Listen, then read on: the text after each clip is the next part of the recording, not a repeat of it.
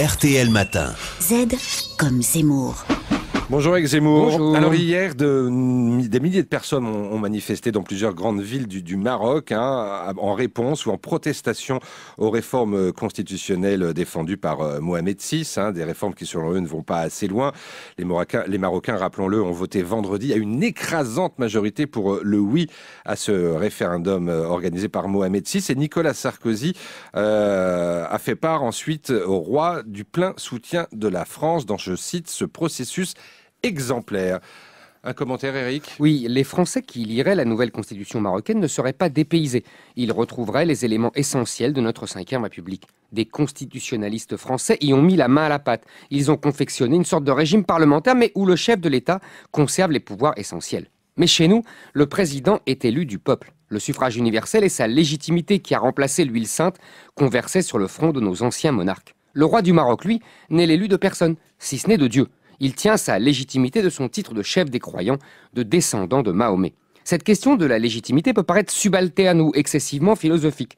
Elle est essentielle et très concrète. Elle a pourri l'existence des derniers rois de l'histoire de France. Louis XVI y a perdu sa tête. Charles X et Louis-Philippe ont fui devant des révolutions. C'est justement le sort tragique auquel Mohamed VI essaye d'échapper.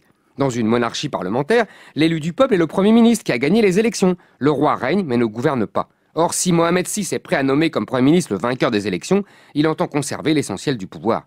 Situation transitoire, précaire, instable, qui dans l'histoire n'a jamais duré. Attendez, Eric, pourquoi est-ce qu'il ne va pas au bout finalement de sa logique démocratique ? Le roi est coincé.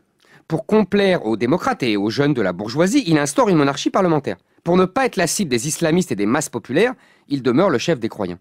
La constitution marocaine reconnaît la liberté de culte, mais pas la liberté de croyance. Or, la modernité démocratique, c'est la liberté de croyance et même d'incroyance. Mais le Maroc, comme tous les pays arabo-musulmans, refuse de franchir ce Rubicon.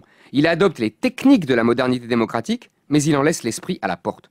On en comprend trop bien les raisons. L'islam n'est pas seulement une religion, c'est un mode de vie, un code civil qui régente la vie quotidienne des gens. L'islam respecte tous les monothéismes, mais estime que, dernière révélation venue, elle efface les autres. Pour l'islam, les juifs et les chrétiens sont des musulmans qui s'ignorent. Les musulmans eux-mêmes n'ont pas le droit de ne pas pratiquer leur religion. L'an dernier, des déjeuneurs marocains ont fait scandale en mangeant ostensiblement pendant le ramadan. Ils ont été embarqués par la police.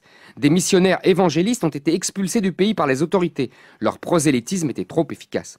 Seul son statut de descendant de Mahomet protège encore Mohamed VI du sort de ses collègues présidents Ben Ali ou Moubarak.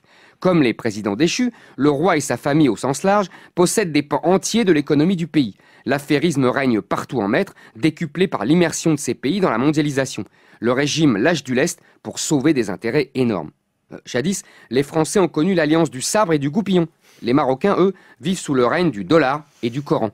Pour combien de temps encore ? Et c'est signé Z comme Zemmour, Eric Zemmour. Alors je vous dis à demain, Eric.